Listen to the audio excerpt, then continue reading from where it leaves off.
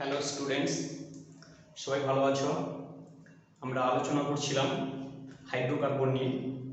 তো এর আগে আমরা অনেক ক্লাস করেছি, সেখানে এলিফ্যাটিক হাইড্রোকার্বন শেষ করেছি। আজকে আমরা যেটা শুরু করব সেটা হচ্ছে অ্যারোমেটিক হাইড্রোকার্বন।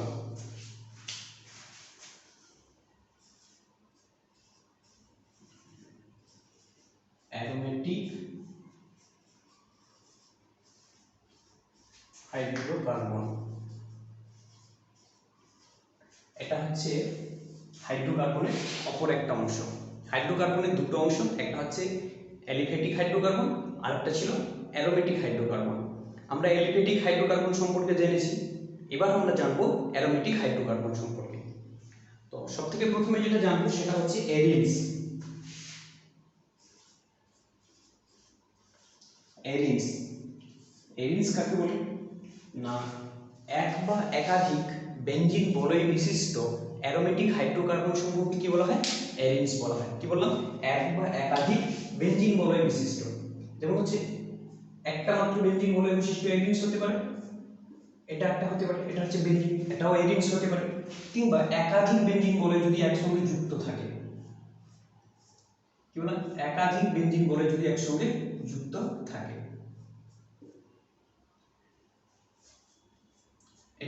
এটাকেও আমরা এরিনস বলবো। কি বলবো না, এক বা একাধিক বেঞ্জিন বলয় বিশিষ্ট অ্যারোমেটিক হাইড্রোকার্বন সমূহকে এরিনস বলা হয়। তো একাধিক বেঞ্জিন বলয় বিশিষ্ট এরিনসে গুলো কি থাকে না, বেঞ্জিন বলয়গুলো ফিউজড অবস্থায় থাকে। না, এরিনসের অণুতে একাধিক বেঞ্জিন বলয় যখন যুক্ত থাকে তখন তারা কি অবস্থায় থাকে? ফিউজড অবস্থায় থাকে। তো পাটে পাটে আমরা দেখব। প্রথমে দেখব কি, একটি মাত্র বেঞ্জিন বলয় বিশিষ্ট এরিনসের কিছু উদাহরণ। কি দেখব না, একটি মাত্র বেঞ্জিন বলয় বিশিষ্ট এরিনস, একটি মাত্র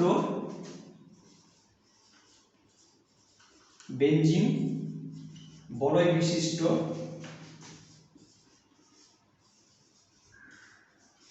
এরিনস। একটি মাত্র বেঞ্জিন বলয় বিশিষ্ট এরিনসটা কি?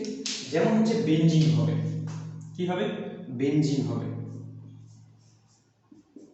বেঞ্জিন হবে, টলুইন হবে, toluene, ethyl benzene, CH2 CH3, ethyl benzene হবে। কিংবা হবে কি বলতো, অর্থোজাইলিন,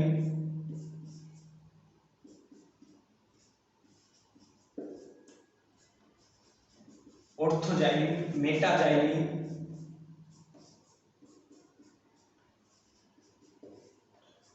CH3 মেটাজাইলিন, কিংবা প্যারাজাইলিন,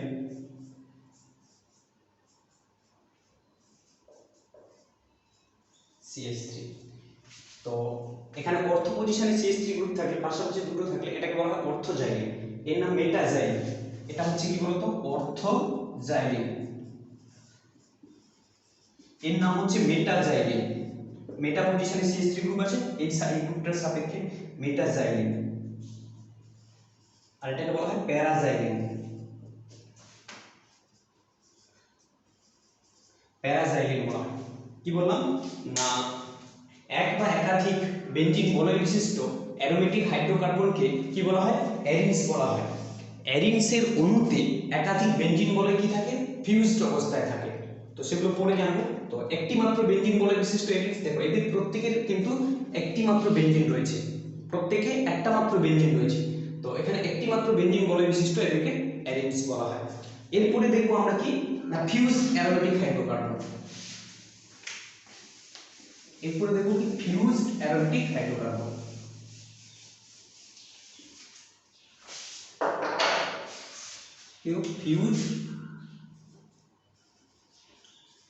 fused aromatic hydrocarbon.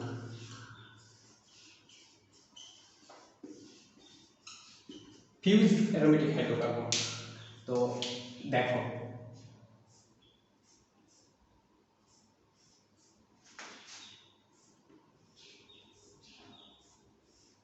Fused aromatic hydrocarbon কাদেরকে বলবো না, যখন দুটি বেঞ্জিন বলয় একটি কমন বন্ডের মাধ্যমে যুক্ত থাকে। কি বললাম? যখন দুটি বেঞ্জিন বলয় একটি কমন বন্ডের মাধ্যমে যুক্ত থাকে তখন তাদেরকে আমরা কি বলবো, ফিউজড অ্যারোমেটিক হাইড্রোকার্বন। তাহলে এখানে এই একটা বেঞ্জিন বলয়, এই একটা বেঞ্জিন বলয়, এরা কি রয়েছে, এদের যে কমন বন্ড এইটা, এই কমন বন্ডের মাধ্যমে দুটো বেঞ্জিন বলয় যুক্ত রয়েছে, তাই এদেরকে বলা হয় ফিউজড অ্যারোমেটিক হাইড্রোকার্বন। এখানে কমন বন্ড কোনটা রয়েছে বলতো, এই বন্ডটা কমন বন্ড রয়েছে, এটা হচ্ছে কমন বন্ড। এই দুটো বেঞ্জিন বলয়ের মধ্যে কমন বন্ড হচ্ছে এই বন্ডটা। এদের নামকরণ যদি করে দিয়ে দেখতে পাবো, 1 2 3 4 5 6 7 8 9 10। এই 9 10 যে কার্বন কার্বন বন্ড রয়েছে সেটা হচ্ছে কমন বন্ড। এর নাম হচ্ছে, এই যৌগটার নাম হচ্ছে ন্যাপথ্যালিন। এই যৌগটার নাম তোমরা জানো ন্যাপথ্যালিন। এই যৌগটার নাম হচ্ছে ন্যাপথ্যালিন। তাহলে এটা হচ্ছে কি বলতো, একটা ফিউজড অ্যারোমেটিক হাইড্রোকার্বন। কারণ কি বলতো, দেখি ফিউজড অ্যারোমেটিক হাইড্রোকার্বন কিসের জন্য বলবো না, যখন দুটি বেঞ্জিন বলয় একটি কমন বন্ডের মাধ্যমে যুক্ত থাকে, একটি সাধারণ বন্ডের মাধ্যমে দুটি বেঞ্জিন বলয় যুক্ত থাকে, তখন তাদেরকে আমরা কি বলবো বলতো না, ফিউজড অ্যারোমেটিক হাইড্রোকার্বন। কিংবা আরো একটা হতে পারে অ্যানথ্রাসিন। যদি তিনটি বেঞ্জিন বলয় একসঙ্গে যুক্ত থাকে তখন তাকে আমরা কি বলবো, অ্যানথ্রাসিন।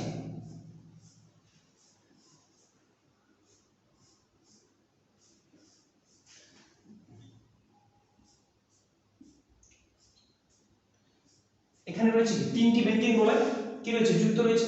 তাহলে এই দুটো বেঞ্জিন যদি এর নামকরণ করে দিই, এ এবং বি, বেঞ্জিন এ, বেঞ্জিন বি এবং সি।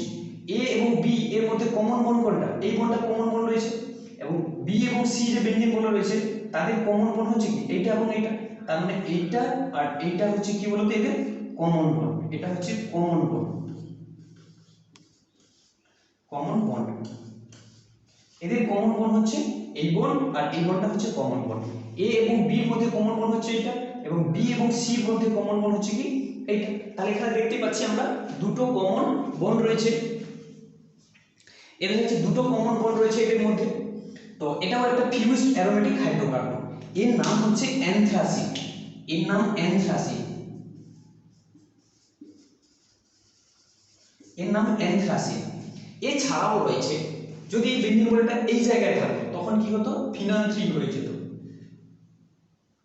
ছোট করে লিখি,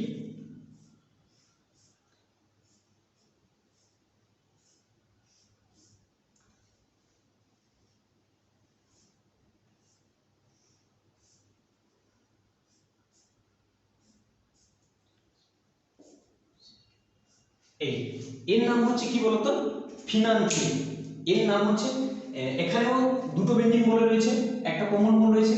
এখানে তিনটি বেঞ্জিন বলয় রয়েছে, এই দুটো বেঞ্জিন বলয়ের মধ্যে কমন বন্ড এটা, আর এই দুটো বেঞ্জিন বলয় বি এবং সি বেঞ্জিন বলয়ের মধ্যে কমন বন্ড হচ্ছে এইটা। তো এখানে দুটো কমন বন্ড এটা আর এটা দেখতে পাচ্ছি, এর নাম অ্যানথ্রাসিন। আর এর নাম হচ্ছে ফিনাল 3। এ এবং বি, এটা যদি এ হয়, এটা যদি বি হয়, এটা যদি সি হয়, তিনখানা বেঞ্জিন বলয় রয়েছে। তো এ বির মধ্যে কমন বন্ড হচ্ছে কোনটা, এইটা। আবার বি এবং সি এর মধ্যে কমন বন্ড কোনটা রয়েছে, এইটা। তো এটার মধ্যে কমন বন্ড হচ্ছে এইটা, এটা হচ্ছে কমন বন্ড। এখানে একটা কমন বন্ড রয়েছে আর এইটা একটা কমন বন্ড রয়েছে। এর নাম হচ্ছে অ্যানথ্রাসিন। এই যৌগটার নাম হচ্ছে অ্যানথ্রাসিন।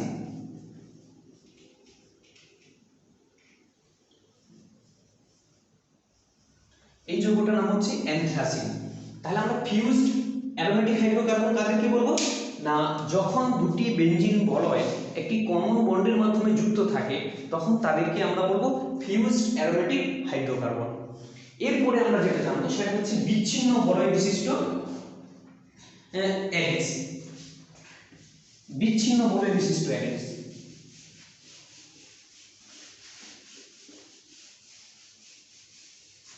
বিচ্ছিন্ন বলয় বিশিষ্ট অ্যারেস, অর্থাৎ এখানে কোনো কমন বন্ড থাকবে না।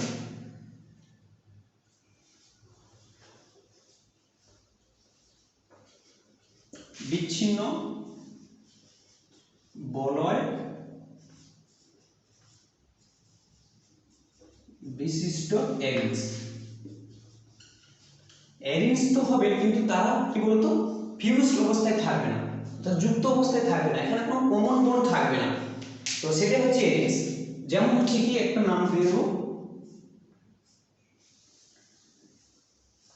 এই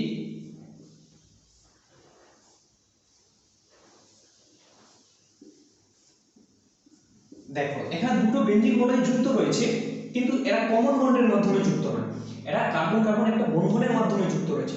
দুটো বেঞ্জিন বলয়ের একসঙ্গে কমন বন্ড কিন্তু নেই, এদের কিন্তু একসঙ্গে কমন বন্ড নেই। এর নাম হচ্ছে কি ডাইফিনাইল বা বাইফিনাইল। ডাইফিনাইল और একে বাইফিনাইলও বলা হয়, একে ডাইফিনাইল বা বাইফিনাইলও বলা হয়ে থাকে। এছাড়া রয়েছে যেমন হচ্ছে ডাইফিনাইল মিথেন।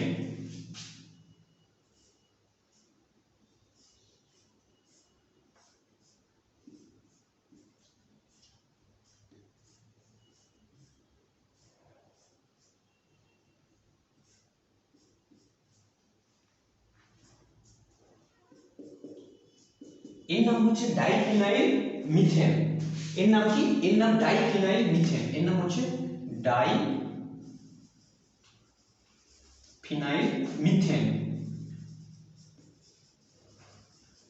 এর নাম হচ্ছে ডাইফিনাইল মিথেন। এছাড়াও রয়েছে ট্রাইফিনাইল মিথেন।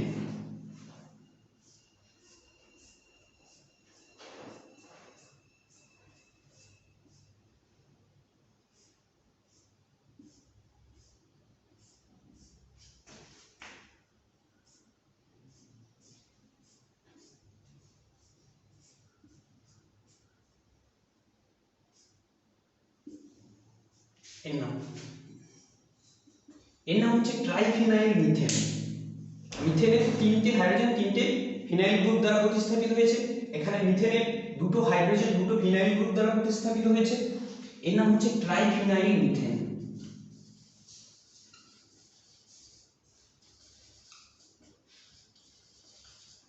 ট্রাইফিনাইল মিথেন। তাহলে আমরা কি দেখলাম? এরিনস কাকে বলে? না এক বা একাধিক বেঞ্জিন বলয় বিশিষ্ট অ্যারোমেটিক যৌগ সমূহকে এরিনস বলা হয়।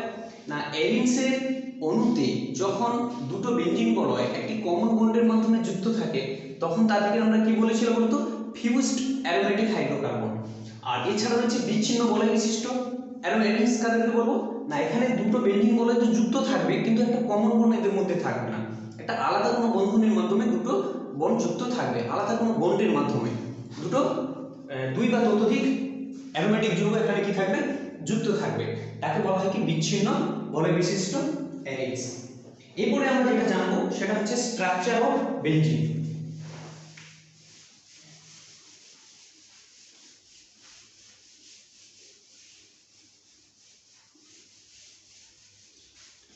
Structure of benzene.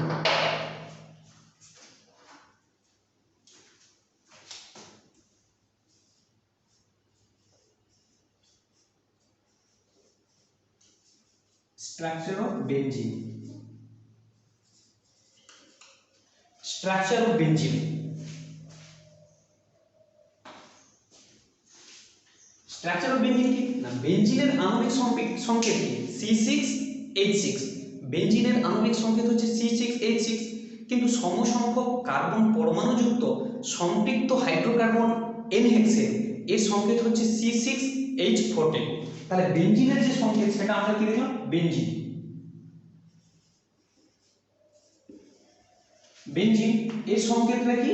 না C6H6, কিন্তু এই সমসংখ্যক কার্বন পরমাণু বিশিষ্ট অর্থাৎ 6টি কার্বন পরমাণু বিশিষ্ট যদি আমরা কি এলিফ্যাটিক যৌগের কথা বলি অর্থাৎ হচ্ছে কি সম্পৃক্ত হাইড্রোকার্বন হয়, তার নাম হবে কি N-হেক্সেন। N-হেক্সেন। N-হেক্সেন এর সংকেত কি হবে? না C6H14। তাহলে কি দেখলাম? না একটা 6টি কার্বন পরমাণু বিশিষ্ট অ্যারোমেটিক হাইড্রোকার্বন হচ্ছে কি বেনজিন C6H6, আর হচ্ছে সম্পৃক্ত হচ্ছে হাইড্রোকার্বন যেটা হচ্ছে N-হেক্সেন, তার সংকেত হচ্ছে C6H14। অর্থাৎ N-হেক্সেনের থেকে বেনজিনে 8খানা হাইড্রোজেন কি রয়েছে? কম রয়েছে। এখানে হাইড্রোজেন কতগুলো কম রয়েছে? 8টি হাইড্রোজেন ঘাটতি রয়েছে। তার মানে কি হচ্ছে? দেখতে পাচ্ছি যেখানে হাইড্রোজেনের ঘাটতি থাকে সেটা কি আনস্যাচুরেটেড কম্পাউন্ড, তাই না? সেটা হচ্ছে কি আনস্যাচুরেটেড কম্পাউন্ড হয়ে থাকে। তো এই জন্য বেনজিনকে কি বলা হয় আনস্যাচুরেটেড কম্পাউন্ড। এটা হচ্ছে আনস্যাচুরেটেড কম্পাউন্ড। আনস্যাচুরেটেড কম্পাউন্ড কেন না এখানে বেনজিনে কি হচ্ছে 8টি হাইড্রোজেন কম রয়েছে, স্যাচুরেটেড হলে 14টা হতো কিন্তু আনস্যাচুরেটেড এখানে 8টা কম রয়েছে। তো এই হচ্ছে বেনজিন আর এন হেক্সেনের সংকেত। এরপর আমরা কিছু রিঅ্যাকশন দেখে নেব। না বেনজিন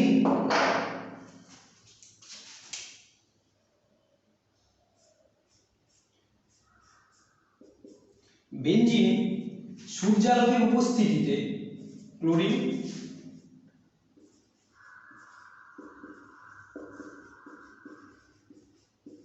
সূর্যালোক H নিউ বেনজিন সূর্যালোকের উপস্থিতিতে ক্লোরিনের সঙ্গে বিক্রিয়া করে বেনজিন হেক্সাক্লোরাইড গঠিত করে।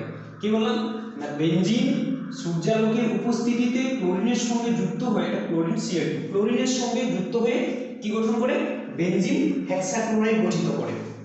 অর্থাৎ বেনজিনে এটা একটা বেনজিন, বেনজিনে কি থাকবে 6টি হাইড্রোজেন থাকবে এবং 6টি ক্লোরিন থাকবে। তার কি থাকবে না থাকছে হাইড্রোজেন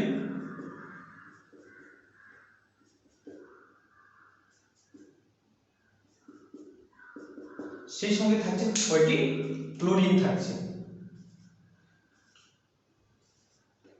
প্রত্যেকটা কার্বনে একটা করে ক্লোরিন যুক্ত থাকবে, একটা করে কি যুক্ত থাকবে হাইড্রোজেন যুক্ত থাকছে।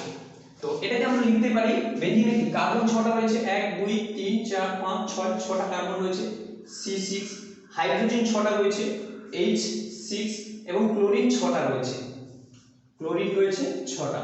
তাহলে C6H6 Cl6 এর নাম হচ্ছে বেনজিন হেক্সাক্লোরাইড। বেনজিন হেক্সাক্লোরাইড একে সংক্ষেপে বলা হয় BHC, ফুল ফর্ম হচ্ছে বেনজিন হেক্সাক্লোরাইড। বেনজিন হেক্সাক্লোরাইড,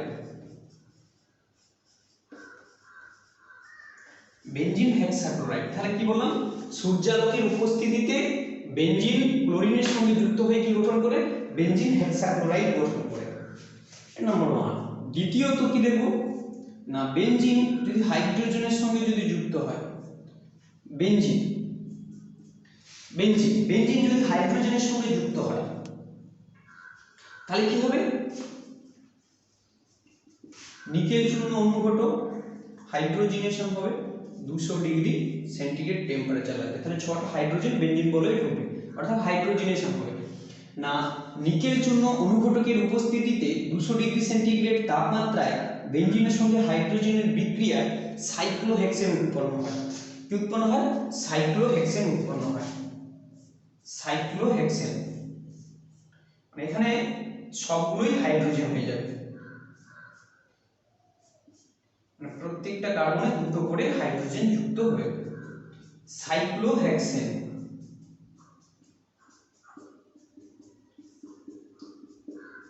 একে বলা হয় সাইক্লোহেক্সেন। সাইক্লোহেক্সেন একে কি বলা হয় সাইক্লোহেক্সেন বলা হয়। অর্থাৎ C6H12 এর সংকেতটা হচ্ছে কি C6H12 সাইক্লোহেক্সেন। প্রত্যেকটা কার্বনে দুটো করে হাইড্রোজেন রয়েছে, তার মানে 6টা 12টা হাইড্রোজেন রয়েছে, একে সাইক্লোহেক্সেন বলা হয়। বেনজিন যদি ওজনের সঙ্গে বিক্রিয়া করে তখন কি হবে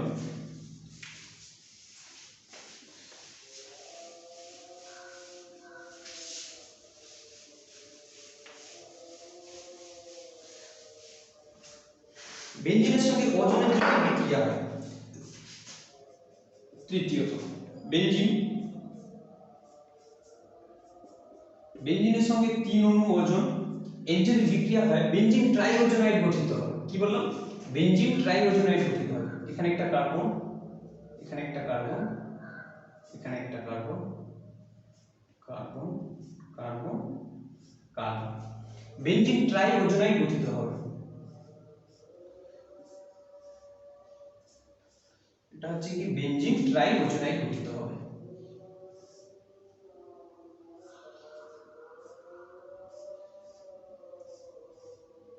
তিন জায়গায় ওজোনাইট যুগ্ম গঠিত হবে।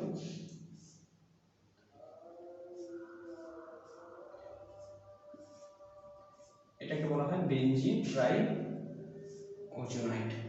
এবার প্রত্যেকটা কার্বনে একটা করে হাইড্রোজেন যুক্ত আছে, একটা করে হাইড্রোজেন যুক্ত আছে। একে বলা হয় benzene try ওজোনাইট।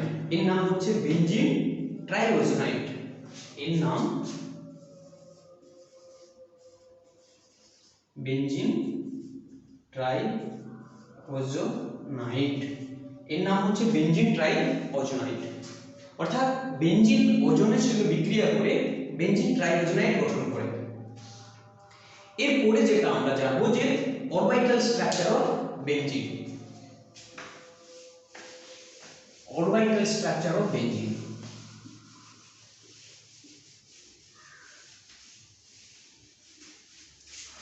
Orbital structure of benzene.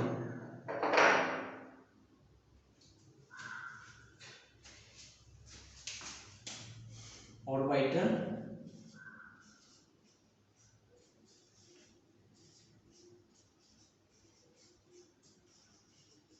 structure of benzene. বেনজিনের অরবিটাল স্ট্রাকচার। অরবিটাল সম্পর্কে তোমাদের আগেই নলেজ রয়েছে। আগের অর্গানিক চ্যাপ্টারে তোমাদের সেখানে হাইব্রিডাইজেশন পড়ানো হয়েছে, তো সেগুলো আর এখানে আলোচনা করব না, আমি ডিরেক্টলি ঢুকে যাব। তো অরবিটাল স্ট্রাকচার অফ বেনজিন। বেনজিনের প্রত্যেকটি কার্বন পরমাণু, একটা বেনজিনে ছোট্ট করে ছবি এঁকে রাখি একটা বেনজিন, তাহলে বুঝতে হবে। তো এখানে বেনজিন, বেনজিনের মোট কতগুলো কার্বন রয়েছে? 6খানা কার্বন রয়েছে। এই প্রত্যেকটা কার্বন, বেনজিনের যে প্রত্যেকটা কার্বন রয়েছে 6টা কার্বন, বেনজিনের 6টি কৌণিক বিন্দুতে যে 6টি কার্বন পরমাণু রয়েছে, প্রত্যেকটি কার্বন পরমাণু কি জানো তো sp2 হাইব্রিডাইজ থাকে। sp2 hybridise.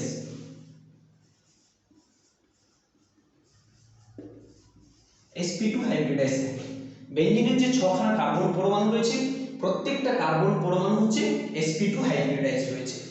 তো এই sp2 হাইব্রিডাইজের যে কার্বন রয়েছে তার হচ্ছে কি জানো তো স্ট্রাকচার কেমন হয়? এরকমটি হয়। এটা হচ্ছে কি sp2 স্ট্রাকচার। এটা হচ্ছে sp2 স্ট্রাকচার। তাহলে একটা বেনজিন বলে এরকম কতগুলো স্ট্রাকচার রয়েছে? তাহলে একটা sp2 কার্বনের স্ট্রাকচার যদি এরকম হয়, তাহলে একটা বেনজিন বলে 6খানা এরকম কার্বন রয়েছে স্ট্রাকচার নিয়ে। তাহলে 6খানা এরকম কার্বন স্ট্রাকচারের আমি ছবি আঁকবো এবং দেখবো তাদের স্ট্রাকচারটা কেমন। তাহলে এখানে আমি 6খানা একটা এরকম কার্বন পরমাণু বিশিষ্ট স্ট্রাকচার নেব। এখানে একটা কার্বন, 2 3 4 5 এবং 6। তো প্রত্যেকটা এরকম sp2 স্ট্রাকচার আনবো আমি এরকম। আর সিমিলার এই কার্বনটাও এরকম একটা স্ট্রাকচার থাকবে, আবার এই কার্বনটাও এরকম থাকবে, এই কার্বনটারও এরকম থাকবে স্ট্রাকচার, আবার এই কার্বনটারও এরকম থাকবে। এখানে 6টা এরকম থাকবে, আবার এরকম থাকবে, এরকম স্ট্রাকচার থাকবে। তো 6টা কার্বন পরমাণু এরকম কি হচ্ছে sp2 হাইব্রিডাইজ হচ্ছে। তার মধ্যে এর একটা অরবিটাল আর এই কার্বনের একটা অরবিটাল, এরা কি করবে? মুখোমুখি ওভারল্যাপ করবে। এরা একটা এখানটা একটা ওভারল্যাপ জোন হয়েছে, এটা ওভারল্যাপ ঘূর্ণন গঠন করবে। এদের এখানে একটা ওভারল্যাপ হবে, এদের এখানে একটা ওভারল্যাপিং জোন পাওয়া যাবে, এদের এখানে একটা ওভারল্যাপিং জোন পাওয়া যাবে, এবং এইভাবে 6খানা ওভারল্যাপিং জোন পাওয়া যাবে। এবং এরা কি বলতো না sp2 অরবিটালে দুটো sp2, এই একটা কার্বন, এই একটা কার্বন, এর একটা sp2 অরবিটাল, এর একটা sp2 অরবিটাল নিয়ে কি করবে? একটা সিগমা বন্ড গঠন করবে। আবার এর একটা sp2 অরবিটাল, এই কার্বনের একটা sp2 অরবিটাল নিয়ে করবে এখানে একটা সিগমা বন্ড, এখানে একটা সিগমা, এই কার্বনের একটা, এখানে একটা সিগমা বন্ড, এখানে একটা সিগমা বন্ড, এখানে একটা সিগমা বন্ড। তাহলে দেখা যাচ্ছে একটা বেনজিন বলে মোট 6খানা কার্বন কার্বন sp2 হচ্ছে সিগমা বন্ড রয়েছে। তাহলে একটা টোটাল যে বেনজিন বলয়, এই বেনজিন বলয়ে কি দেখতে পাচ্ছি না কার্বন কার্বন sp2 6টি সিগমা বন্ড রয়েছে। কতগুলো সিগমা বন্ড রয়েছে? 6টি হচ্ছে সিগমা বন্ড। 6টি সিগমা বন্ড। টোটাল একটা বেঞ্জিন বলে কি রয়েছে sp2 sp2 6টি সিগমা বন্ড রয়েছে, এগুলো হচ্ছে সিগমা বন্ড, এগুলো সিগমা বন্ড রয়েছে, এখানে 6টি সিগমা বন্ড রয়েছে। আবার এই যে অরবিটালটি আছে এই অরবিটালে কি বলতো হাইড্রোজেনের 1s অরবিটালের সঙ্গে যুক্ত হবে। এখানে হচ্ছে কি 1s অরবিটাল অফ হাইড্রোজেন, হাইড্রোজেনের 1s অরবিটাল, এটা হচ্ছে 1s অরবিটাল। 6টা হাইড্রোজেনের সঙ্গে যুক্ত হবে। এই যে অরবিটালগুলো ফাঁকা রয়েছে এই অরবিটাল কি হচ্ছে না হাইড্রোজেনের 1s অরবিটালের সঙ্গে এরা যুক্ত হবে। এরা 6টা অরবিটাল 6টা হাইড্রোজেনের সঙ্গে যুক্ত হবে। তো এদের মধ্যে কি রয়েছে 6টা সিগমা বন্ড হবে। এখানে দেখতে পাচ্ছি 6টা সিগমা বন্ড হবে টোটাল। তার মধ্যে বেঞ্জিন বলে তাহলে কি থাকছে কার্বন কার্বন সিগমা বন্ড থাকছে 6টি এবং কার্বন হাইড্রোজেন সিগমা বন্ড থাকছে কয়টি 6টি এবং কার্বন হাইড্রোজেন সিগমা বন্ড অর্থাৎ sp2 আর 1s সিগমা বন্ড থাকছে বলে 6টি, সেটা হচ্ছে কার্বন হাইড্রোজেন সিগমা বন্ড। অর্থাৎ কার্বন হাইড্রোজেন সিগমা বন্ড এখানে দেখতে পাচ্ছি কটা রয়েছে 6টি রয়েছে। তাহলে দেখতে পাচ্ছি কি না একটা বেঞ্জিন বলে যে 6খানা কার্বন রয়েছে তারা কার্বন কার্বন সিগমা বন্ডের সংখ্যা সেখানে 6টা দেখতে পাচ্ছি এবং কার্বন হাইড্রোজেন সিগমা বন্ডের সংখ্যা দেখতে পাচ্ছি 6টা। এবং এটাকে যদি আমি স্ট্রাকচারে লিখি ক্লিয়ারলি বুঝতে পারবে যে এটা হচ্ছে কি বলতো একটা সুষম ষড়ভুজের আকৃতি। তো বেঞ্জিন বলে বেঞ্জিনটা কেমন না বেঞ্জিনটা সুষম ষড়ভুজ আকৃতি। একটা বেঞ্জিনকে দেখতে কেমন না বেঞ্জিন হচ্ছে সুষম ষড়ভুজ আকৃতি, সুষম ষড়ভুজাকৃতি, সুষম ষড়ভুজাকৃতি।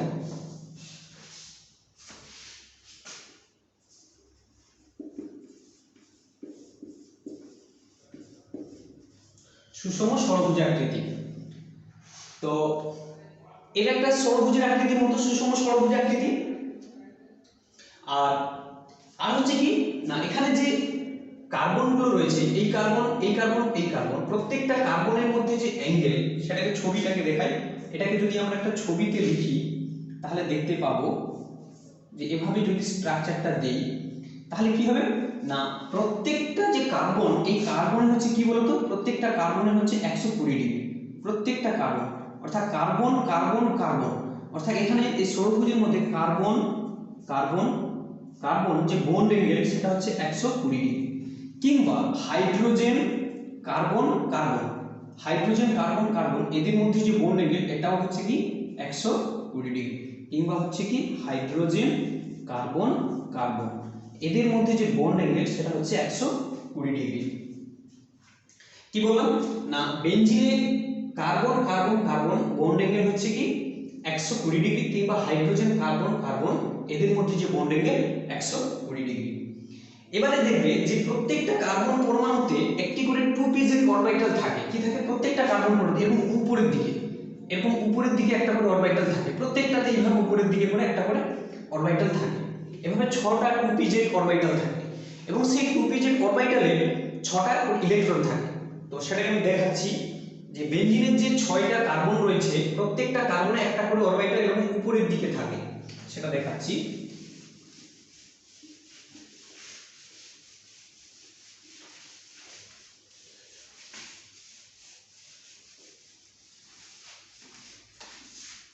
কার্বনের ইলেকট্রনের যে কনফিগারেশন সেটা হচ্ছে কি বলতো না 2s2 আর হচ্ছে কি 2p2, এটা হচ্ছে px py and pz, এটা হচ্ছে 1 1 and 2। এক্সাইটেড স্টেটে কি হবে বলতো না এক্সাইটেড স্টেটে এই 2s এর একটা ইলেকট্রন কি করবে এখানে চলে আসবে যখন হাইব্রিডাইজেশন করবে। এটা px এটা py and pz। তো এর একটা ইলেকট্রন কোথায় চলে আসবে এই pz অরবিটালে চলে আসবে। আর হাইব্রিডাইজেশনটা কি বলছি sp2 এটা হচ্ছে 2s sp2 হাইব্রিডাইজেশন হয়েছে sp2 হাইব্রিডাইজেশন হয়েছে। তাহলে এইখানে যে ইলেকট্রনটা থাকলো প্রত্যেকটা কার্বনে এইখানে যে ইলেকট্রনটা থাকলো pz অরবিটালে যে ইলেকট্রন থাকলো এই pz অরবিটালের ইলেকট্রনটা কিন্তু হাইব্রিডাইজেশনে পার্টিসিপেট করলো না। তাহলে px এবং py এর একটা করে ইলেকট্রন আর s এর একটা ইলেকট্রন এরা হাইব্রিডাইজেশনে পার্টিসিপেট করে sp2 হাইব্রিডাইজেশন করেছে এবং প্রত্যেকটা কার্বনে একটা করে যে z pz অরবিটালে যে ইলেকট্রন থাকবে এরা কিন্তু পার্টিসিপেট করবে না হাইব্রিডাইজেশন। এই pz orbital not participate in hybridization, এরা কি নট পার্টিসিপেট in hybridization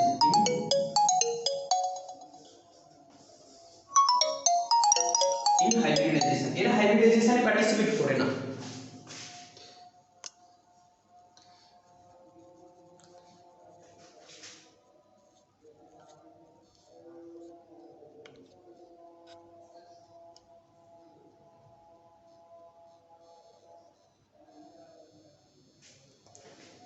তাহলে কি বললাম না প্রত্যেকটা যে কার্বন 6টি কার্বন পরমাণু রয়েছে, 6টি কার্বন পরমাণু s আর হচ্ছে p হচ্ছে px এবং py এরা হাইব্রিডাইজেশনে পার্টিসিপেট করেছে, কিন্তু pz অরবিটাল এটা কি করেছে হাইব্রিডাইজেশনে পার্টিসিপেট করে না।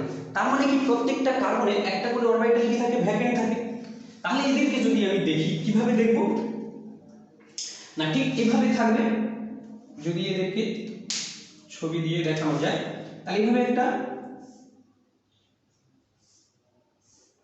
যদি বেঞ্জিন থাকে সেই বেঞ্জিনে এরা কি করে একটা করে অরবিটাল এমনি করে খালি থাকবে, উপরের দিকে এভাবে উঠে থাকবে অরবিটাল, একটা করে অরবিটাল এভাবে খালি থাকবে এবং প্রত্যেকটা অরবিটালে কি থাকবে বলতো একটা করে ইলেকট্রন থাকবে, যারা হচ্ছে কি বলতো হাইব্রিডাইজেশনে পার্টিসিপেট করবে না, তাই না। তো তাহলে প্রত্যেকটা কার্বনে কি দেখলাম না প্রত্যেকটা কার্বনে একটা করে ইলেকট্রন থাকছে pz অরবিটাল, এগুলো হচ্ছে কি বলতো pz অরবিটাল, এই সবগুলো হচ্ছে pz অরবিটাল। তো এই pz অরবিটাল গুলো হাইব্রিডাইজেশনে পার্টিসিপেট করে না, ঠিক আছে। এবং এরা কি করে বলতো পাই বন্ধন গঠন করে। তো এদেরকে দেখি কিভাবে গঠন করে। তো তাহলে দেখো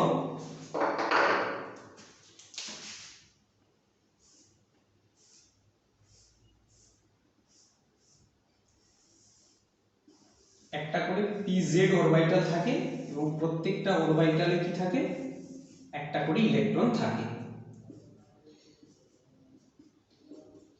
এই যে pz অরবিটাল গুলো এরা পাশাপাশি দুটো কার্বনের pz অরবিটাল মিলে কি বলতো পাই বন্ধন গঠন করে।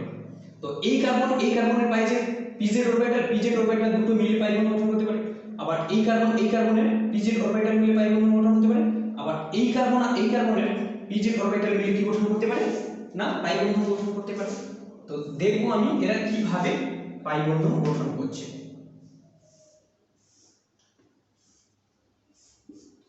ঠিক আছে দেখো, তো এবারে কি হবে না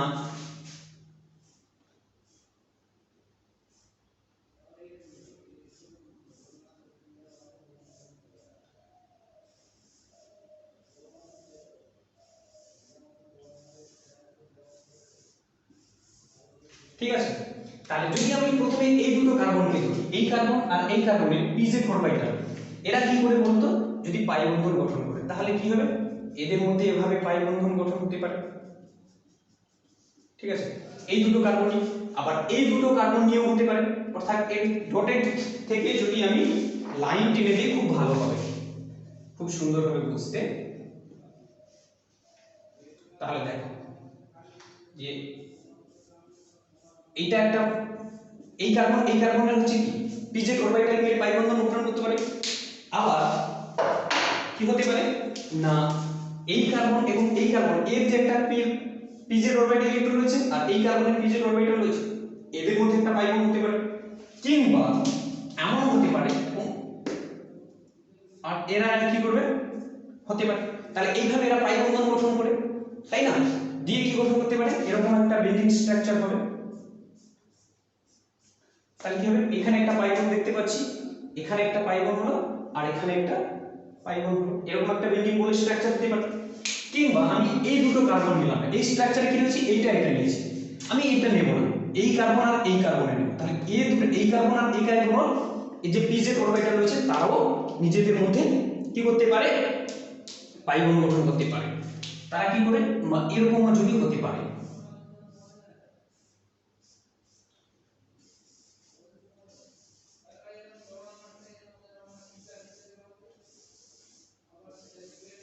ঠিক আছে, দিয়ে এইটা এটা না হয় এইটা এটাও হতে পারে, কিংবা এইটা এটা হতে পারে আর এটা এটাও হতে পারে। তাহলে সবথেকে প্রথমে দেখবো যেটা আমরা কি করবো, এইরকম হতে পারে, আবার এই বরাবর হতে পারে, এখানেও পাই বন্ধন হবে, আরেকটা পাই বন্ধন কি হবে, এভাবে হবে। ঠিক আছে, তো এখান থেকে যে বেঞ্জিনের স্ট্রাকচারটা পাবো, আমি খুব একটা ভালো ছবি আঁকতে পারি না, একটু ম্যানেজ করে নেবে তোমরা। এখানে একটা রয়েছে, এখানে একটা ডবল বন্ড হলো, এখানে খুব একটা ভালো ছবি আঁকতে পারি না, তোমরা ভালো ছবি আঁকতে পারো, ধীরে ধীরে ছবিটা আঁকবে। তাহলে দেখো যে এই পাই ইলেকট্রনটা কি হয়েছে, এই বেঞ্জিনের ক্ষেত্রে এখানে ছিল, কিছুক্ষণ পরে দেখো এই পাই ইলেকট্রনটা এখানে চলে গেল, অর্থাৎ এই বেঞ্জিনের ক্ষেত্রে এখানে চলে গেল, অর্থাৎ পাই ইলেকট্রনের কি হচ্ছে, ডিলোকালাইজেশন হচ্ছে।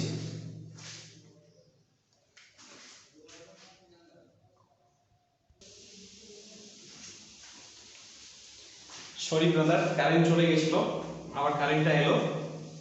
তো তাহলে আমরা দেখতে পাচ্ছি যে এই পাই বন্ধনটা একবার এই কার্বনে ছিল, আবার কিছু সময় পরে এই পাই বন্ধনটা কোথায় চলে গেল, এই জায়গায় চলে গেল, তাই না? তাহলে দেখো এই পাই বন্ধনটা এখানে চলে এলো, আবার এই পাই বন্ধনটা এখানে এলো, আবার এটা এখানে এলো, অর্থাৎ পাই বন্ধনে কি হচ্ছে, ডিলোকালাইজেশন হচ্ছে। তাহলে এবার আবার এদিকে আসতে পারে, এটা এখানে যেতে পারে, আবার এটা এখানেও আসতে পারে, অর্থাৎ পাই বন্ধনের হচ্ছে কি বলতো, ডিলোকালাইজেশন হচ্ছে। তো এই দুটোকে যদি আমরা জুড়ে দিই তখন যে স্ট্রাকচারটা পাবো সেটা কেমন ধরনের স্ট্রাকচার পাবো, এটাকে একটু মুছে দিচ্ছি তাহলে বুঝতে পারবে, জায়গা ছোট হয়ে যাচ্ছে। তো এই দুটো স্ট্রাকচারকে যদি জুড়ে দেওয়া হয় তাহলে কি হবে দেখতে পাবো না, ঠিক এভাবে পাবো আমরা একটা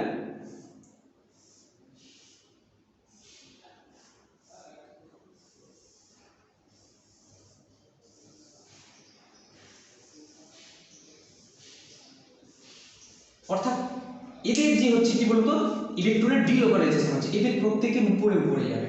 ঠিক আছে,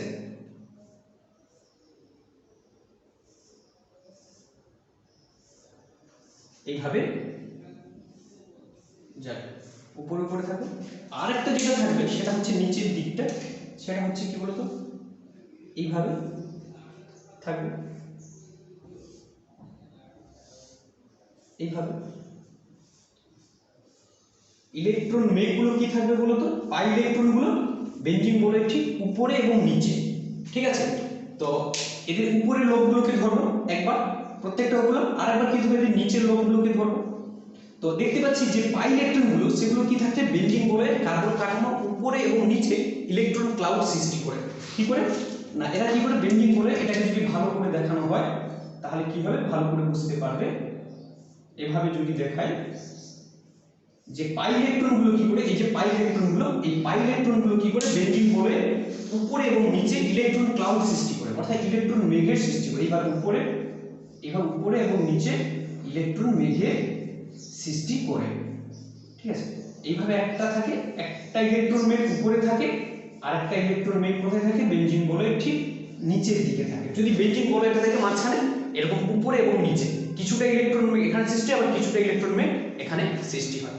এবং এই পাই ইলেকট্রনগুলো, এই যে পাই ইলেকট্রনগুলো যে কোনো নির্দিষ্ট কার্বন যুগলে এই পাই ইলেকট্রনগুলো কি থাকে, সীমাবদ্ধ থাকে না।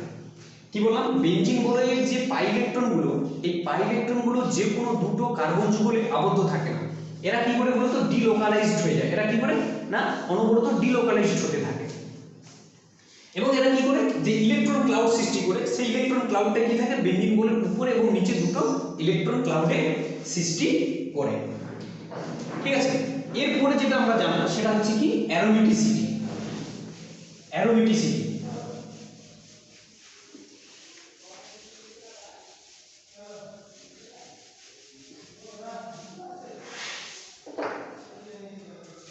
এটা কি হবে, অ্যারোমেটিসিটি।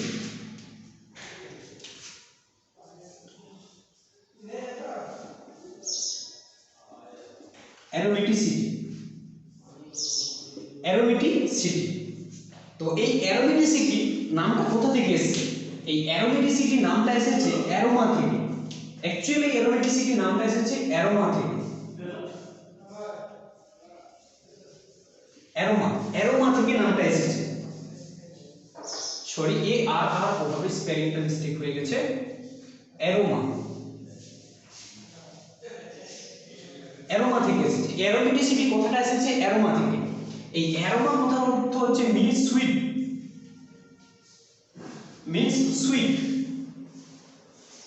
মানে গন্ধ, মিষ্টি গন্ধ থেকে এখানে এসেছে। অ্যারোমেটিক যৌগগুলো হচ্ছে মিষ্টি গন্ধযুক্ত।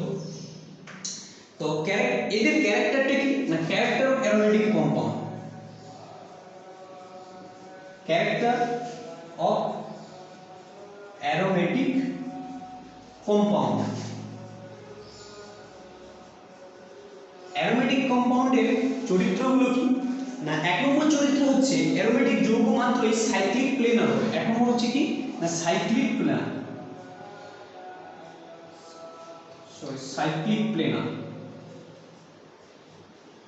সাইক্লিক প্লেনার হবে। তো এক নম্বর হচ্ছে কি সেগুলো প্লেনার হবে এবং সেটা কি হবে সাইক্লিক হবে। অবশ্যই অ্যারোমেটিক যৌগগুলোকে এভাবে সাইক্লিক হতে হবে, অ্যারোমেটিক যৌগকে এভাবে সাইক্লিক হতে হবে। যদি এটা ওপেন চেইন হয় তাহলে সেটা অ্যারোমেটিক যৌগ হবে না, ওপেন চেইন হলে অ্যারোমেটিক যৌগ হবে না। সেটাকে অবশ্যই কি হতে হবে, অ্যারোমেটিক যৌগগুলোকে কি হতে হবে সাইক্লিক হতে হবে।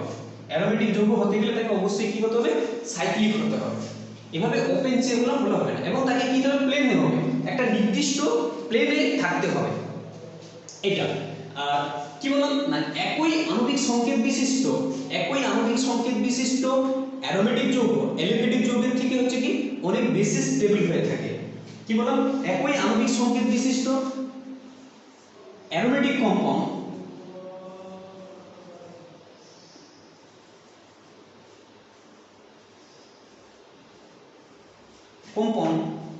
are more stable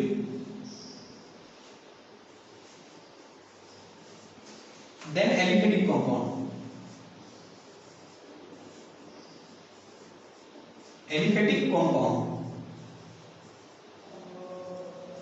যেমন এটা একটা হচ্ছে কি বলতো অ্যারোমেটিক কম্পাউন্ড আর হচ্ছে মানে কি অ্যালিফেটিক। এখানেও 4টি কার্বন রয়েছে, এখানেও 4টি কার্বন রয়েছে। তবে এই সাইক্লিক যে যৌগ সেটা হচ্ছে কি বলতো স্টেবিলিটি বেশি থাকে, কি থাকে ওপেন চেইনের থেকে। তো এ হচ্ছে কি বলতো স্টেবিলিটি অনেক বেশি এই ওপেন চেইনের থেকে। কিংবা যদি আমরা এমনটি নিই বেনজিন নিই, এটা নিই আরেকটা কি নিই এভাবে নিই, ঠিক আছে। তো এর স্টেবিলিটি অনেক বেশি এর থেকে, এই যৌগটা থেকে। এটা ওপেন চেইন, এটা এলিফেটিক যৌগ, এটা হচ্ছে অ্যারোমেটিক যৌগ। অ্যারোমেটিক যৌগের স্টেবিলিটি বেশি, এর স্টেবিলিটি কম। এটা হচ্ছে কি মোর স্টেবল, এটা হচ্ছে লেস স্টেবল, ঠিক আছে। এটা লেস স্টেবল হয়ে থাকে। কি বললাম, একই আণবিক সংকেত বিশিষ্ট অ্যারোমেটিক যৌগগুলো এলিফেটিক যৌগের থেকে বেশি স্টেবল হয়ে থাকে। তো অ্যারোমেটিক যৌগে দ্বিবন্ধন থাকা সত্ত্বেও, এরা যুক্ত যৌগ গঠন করে না। এরা সাধারণত কি করে প্রতিস্থাপন বিক্রিয়ায় অংশগ্রহণ করার প্রবণতা দেখায়। তৃতীয় পয়েন্ট কি বললাম না, অ্যারোমেটিক যৌগে দ্বিবন্ধন থাকা সত্ত্বেও এরা যুক্ত যৌগ গঠন করে না। এরা কি করে প্রতিস্থাপন বিক্রিয়ায় অংশগ্রহণ করার বেশি চেষ্টা করে। এবং অ্যারোমেটিক যৌগগুলো কি থাকে না মৃদু জারক পদার্থ। চতুর্থ হচ্ছে তৃতীয় দিকে না অ্যারোমেটিক যৌগগুলো মৃদু জারক পদার্থ, যেমন KMnO4 কিংবা নাইট্রিক অ্যাসিড কিংবা এটসেট্রা। এর মতো আরো অন্য কোনো যদি মৃদু জারক পদার্থ থাকে, সেই মৃদু জারক পদার্থ দ্বারা সহজে জারিত হয় না, এরা জারণে কি করে বাধা দেয়। তাহলে কি দেখলাম না অ্যারোমেটিক যৌগগুলো মৃদু জারক পদার্থ, পটাশিয়াম পারম্যাঙ্গানেট, নাইট্রিক অ্যাসিড কিংবা এর মতো আরো যদি অন্য কোনো মৃদু জারক পদার্থ থাকে সেগুলো দ্বারা সহজে জারিত হয় না, এরা কি বলে জারণে বাধা দিয়ে থাকে। তো এরপরে যেটা পঞ্চম পয়েন্ট না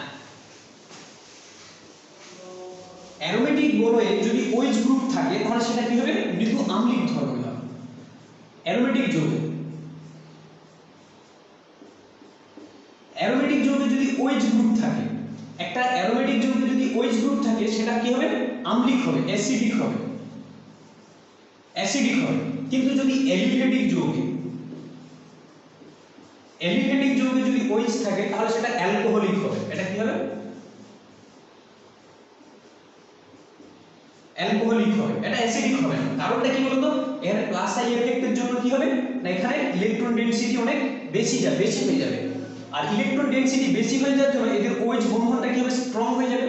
এবং OH বন্ড স্ট্রং হয়ে যাওয়ার জন্য এর কি করবে, ইজিলি এই প্রোটনটাকে রিলিজ করতে পারবে না। এই অ্যালিফেটিক যৌগ কি করবে, ইজিলি এই OH বন্ধনটাকে মানে হাইড্রোজেনটাকে অর্থাৎ প্রোটনটাকে রিলিজ করতে পারবে না। কি বললাম না, অ্যালিফেটিক যৌগে OH গ্রুপ থাকলে এটা অ্যালকোহলিক হয়। কারণটা কি না, এ অ্যাসিডিক হয় না। অ্যাসিডিক তখনই হবে যখন সে প্রোটন রিলিজ করতে পারবে, তাই না? তো এই প্রোটন ইজিলি রিলিজ করতে পারবে না, কারণ এটা প্লাস আই এফেক্টের জন্য কি হবে, এখানে ইলেকট্রন ডেনসিটি অনেক বেড়ে যাবে। আর ইলেকট্রন ডেনসিটি বেড়ে যাওয়ার জন্য এই যে অক্সিজেন হাইড্রোজেন যে বন্ধন সেটা কি হবে, স্ট্রং হয়ে যাবে। আর স্ট্রং অক্সিজেন হাইড্রোজেন বন্ধনের জন্য এই প্রোটনটা ইজিলি রিলিজ হবে না, যার জন্য কি হয়, এটা অ্যাসিডিক হবে না। ঠিক আছে, তাই এটা অ্যালকোহলিক।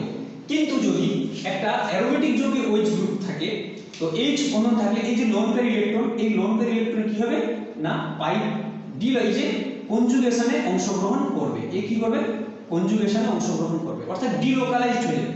এই লোন পেয়ার ইলেকট্রনটা কি করবে না, বেনজিন বলের যে পাই ইলেকট্রন সেখানে কি হয়ে যাবে, ডিলোকালাইজড হয়ে যাবে।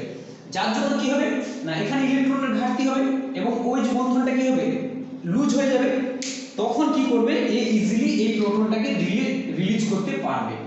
কি বললাম না, এই OH এর অক্সিজেনের যে লোন পেয়ার ইলেকট্রন সেটা কি করবে, বেনজিন বলয়ের সঙ্গে কি করবে, ইলেকট্রনের ডিলোকালাইজড হয়ে যাবে।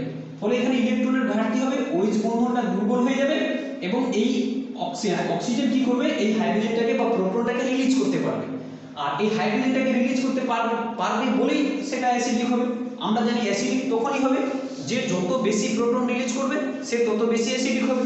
তাহলে এ অল্প পরিমাণ প্রোটন রিলিজ করতে পারবে, যার জন্য এ হচ্ছে অ্যাসিডিক হবে, আর এ হচ্ছে কি অ্যালকোহলিক হবে। আর অ্যারোমেটিক যৌগে যদি NH2 গ্রুপ থাকে সেটা হচ্ছে মৃদু ক্ষারকীয় ধর্মের হয়। কি বললাম, ষষ্ঠ পয়েন্ট, সেটা অ্যারোমেটিক যৌগে যদি NH2 গ্রুপ থাকে, অ্যামিন গ্রুপ থাকে, কি বললাম, অ্যারোমেটিক যৌগে যদি NH2 গ্রুপ থাকে সেটা মৃদু অম্লধর্মী হয়ে থাকে। আর অ্যালিফেটিক যৌগে যদি হচ্ছে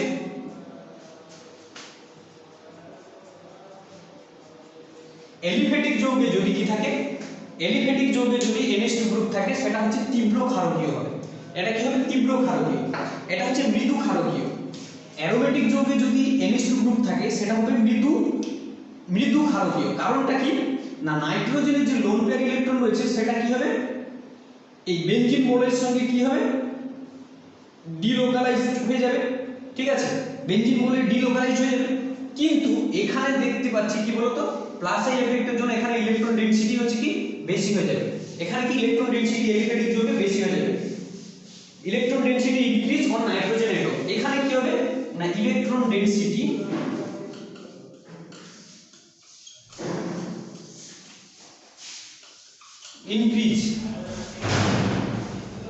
increase on nitrogen atom,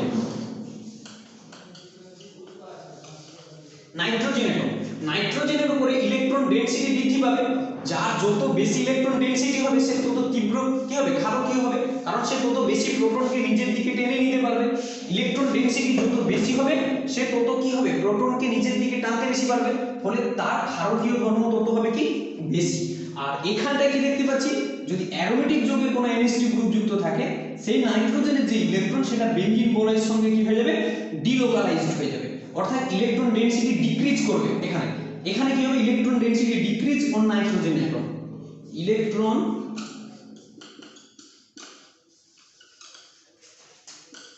city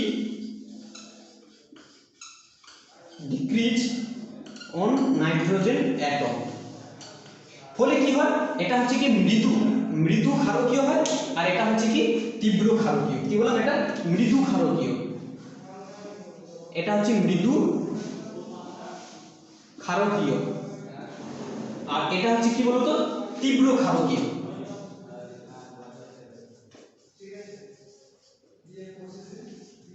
যদিও এগুলো লাগবে না, জাস্ট এর ক্যারেক্টারগুলো জানো।